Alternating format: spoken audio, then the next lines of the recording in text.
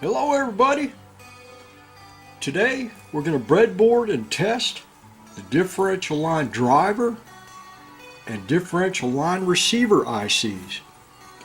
The part numbers that we're going to use are AM26LS31 and AM26LS32. Now, this method of transmitting data uses two complementary signals. We have this line right here and this line right here. When this line is high, this line will be low. And when this line is low, this line right here will be high. Now you can see there's four drivers in this IC. And the drivers can be placed into high impedance output with these enables right here. Here's the truth table for the enables. Here are the inputs. And the truth table says that if the input is high, G enable is high, G bar enable is don't care, then Y, here's Y, will be high, and Z will be low. If input A is low, G is high, and G bar is don't care, then Y is low, and Z is high. Now here's the other enable option right here using G bar. So if input is high,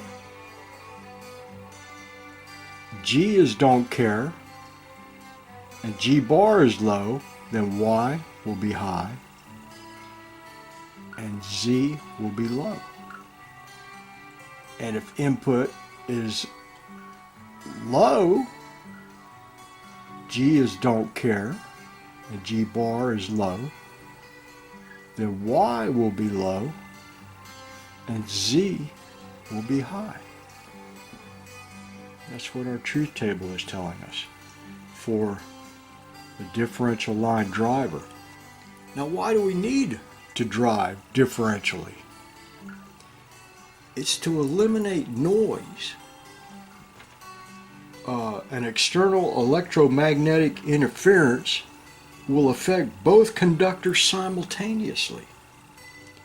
And the receiver, I'll show the receiver in a little bit, the receiver only detects the difference between the wires, the complementary difference when this is high and that's low.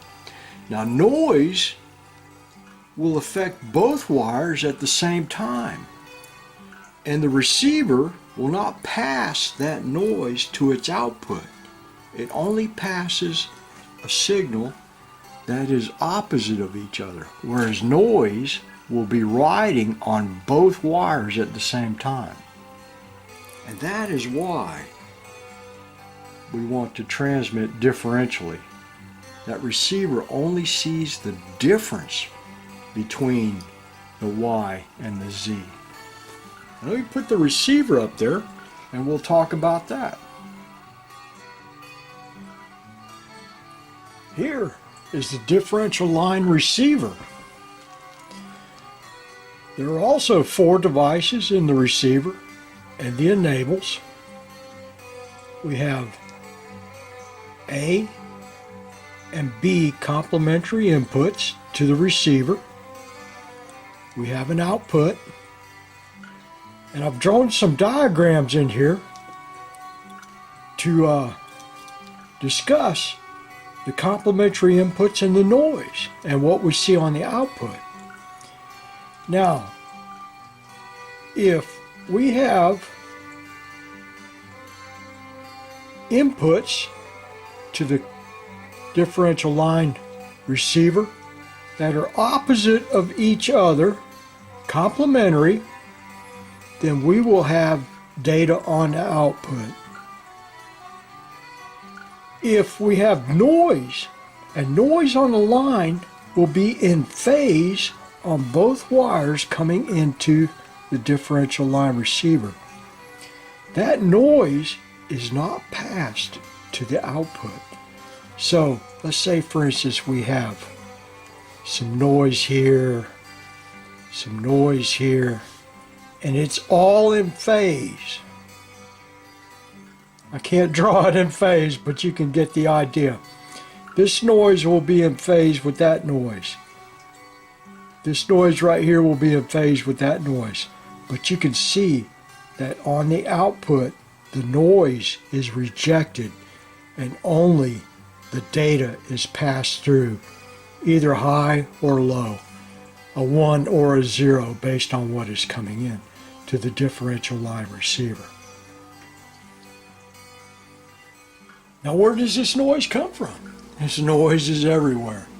Every time you fire up a motor, that motor rotating out there on the factory floor generates noise. Switch mode power supplies, computers, the fluorescent lights above your head, all of these devices and many more create an electromagnetic noise that is injected onto these wires that are running through your factory. And that noise is what we're trying to eliminate. The engineers of these devices have said, how can we eliminate this electromagnetic noise from being injected onto our communications wires? And this is what they came up with. Very smart people there. Now, let's show you the test circuit that we're going to use to turn on the differential line driver and look at the output of the differential line receiver.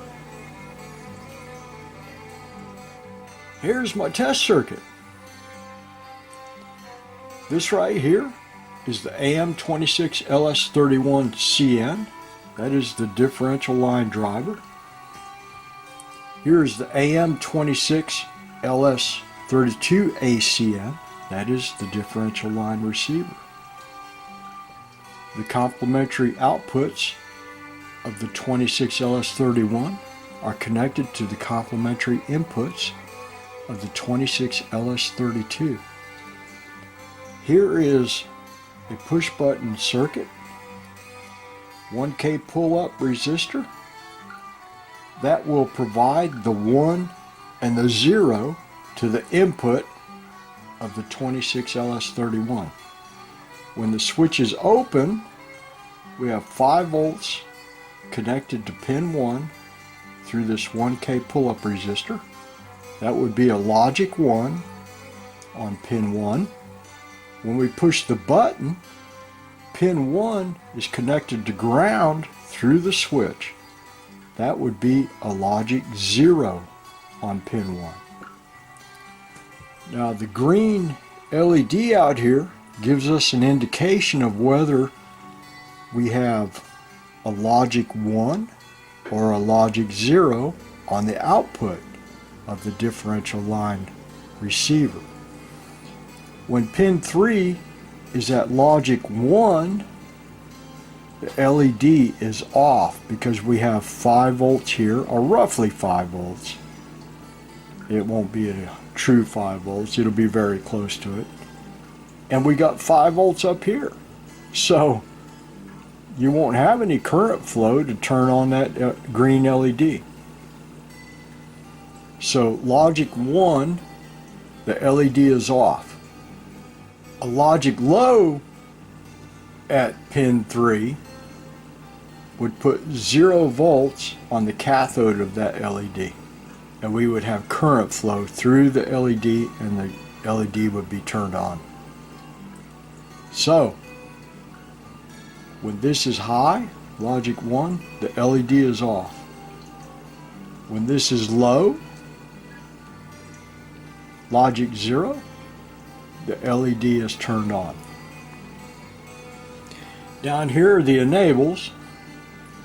Now I like to tie pin 4 G enable to 5 volts and pin 12 G bar enable to ground. I do that on both ICs.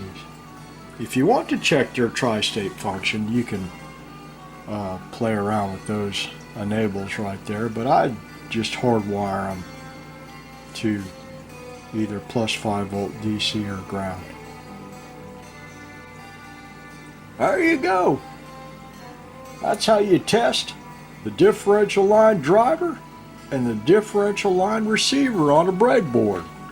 Now, what you'll also get to see when we breadboard this circuit, we're going to induce a few failures that I see in the real world. And from those failures, we'll get to see how this circuit functions within that failure environment. Let's go! Come on, we're losing daylight. I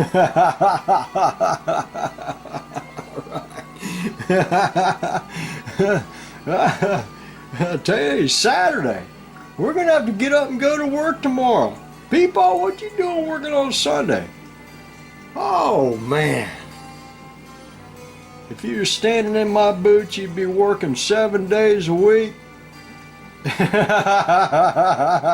Barely enough time to live a good life.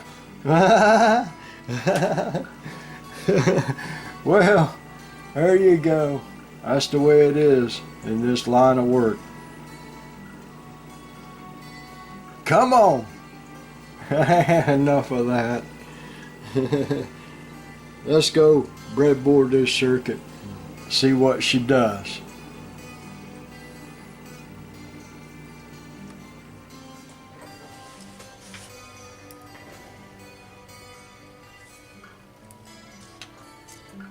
Good morning, all. Let's fire up our meter and do a couple of tests on this differential line driver and differential line receiver.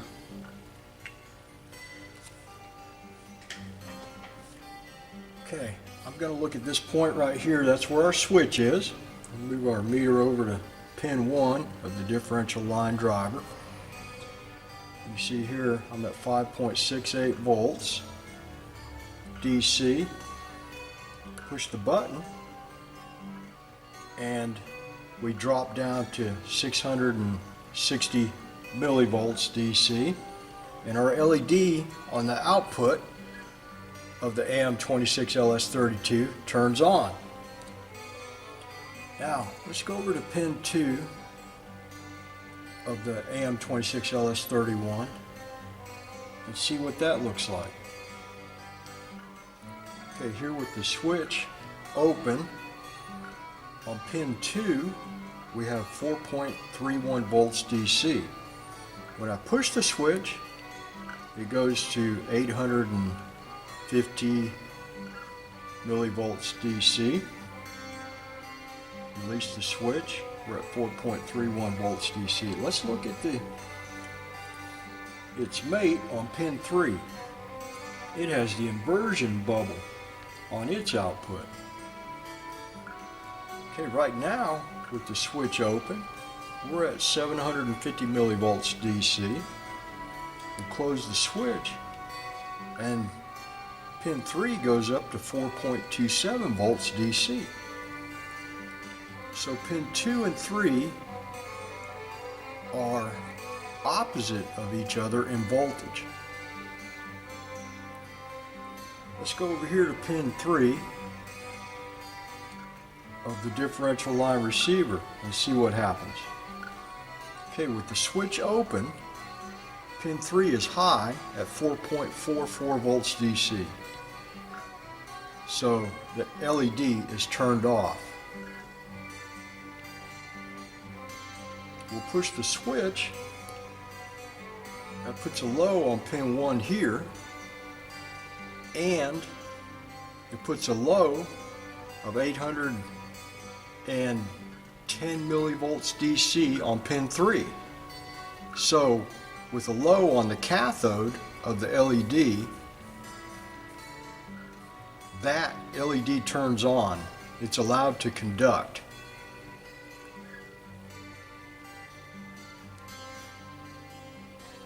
Now let's create a few problems for our circuit right here. I'm going to open up pin 2 and we'll see if we still have data flow.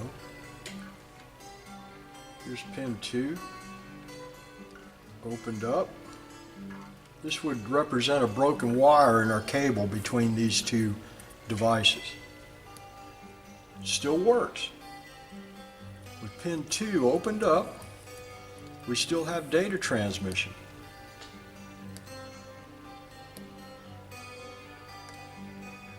Okay, let's connect pin 2. Now, we'll open up pin 1 here and see what happens.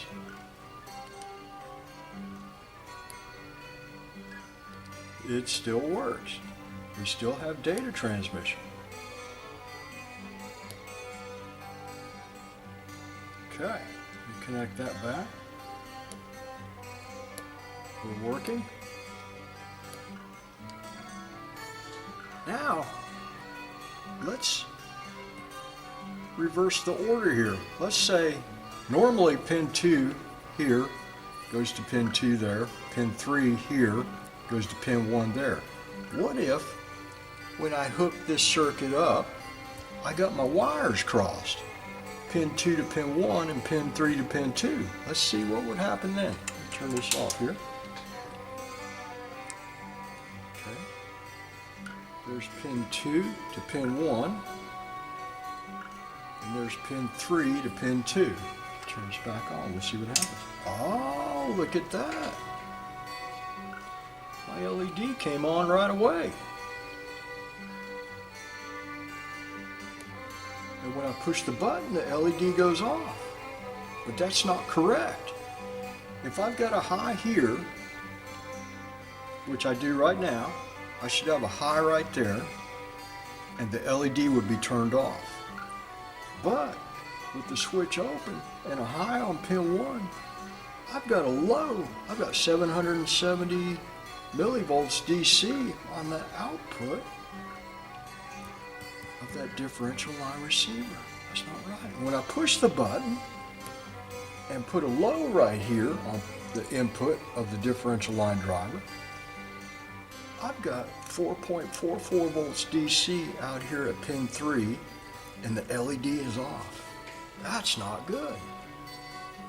So if I was transmitting ones and zeros from this point right here and expecting the ones and zeros to be correct over here, that's not a true statement when these two wires are crossed up. So I got a 1 here and a 0 there. I got a 0 here and a 1 there. That's not the way it's supposed to be. Let me correct our wiring and get back to the way it should be. Pin 2 to pin 2 and pin 3 to pin 1. Turn that back on. Look, with a 1 here, I've got a 1 there and the LED is off. A 0 here and a 0 there, and the LED is on. That's how it should work. Isn't that amazing? Now what does that tell you? That tells us that when we hook this cabling up between the two ICs, the differential line driver and the differential line receiver, we have to get the wiring correct. Otherwise, we would have incorrect data transmission between these two devices. And whatever's looking for correct data out here, it would look back and say, what are y'all sending me? Ain't you right? Okay. Let me try a couple other failures that I can induce into the circuit. Let's say Let's say our cable got run over by a fork truck and mashed it and squashed these two inputs to ground. Let's see what happens if my inputs get shorted to ground. Here's my ground plane right here. Okay. No data transmission when I push the button, which is to be expected. We got a short on that input right there. What if only one of the wires got shorted? Let's hook 2 back up to pin 2 of the driver. Well, I don't like that. Okay. We'll connect pin 1 over here to pin 3, and we'll short pins 2 to 2. Look at that. The output is always on. Okay. So that's not good either. Let's hook up our pin 2 to pin 2, and we're working again.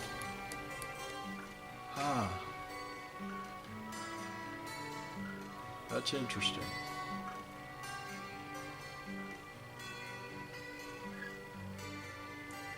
Well, there you go, folks.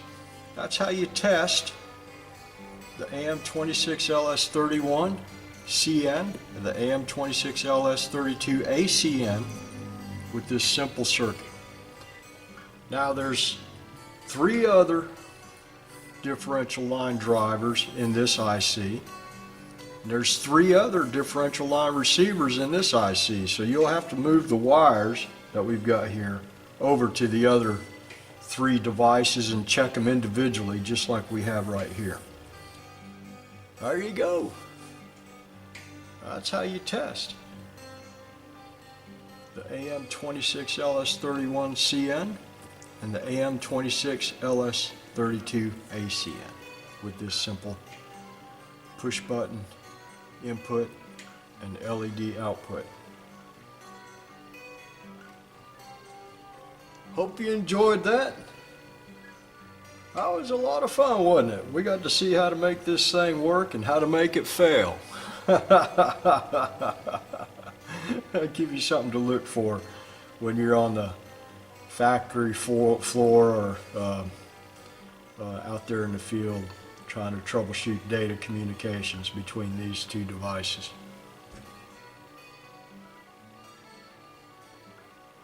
Have a good day. Have a good day. We'll see you next time.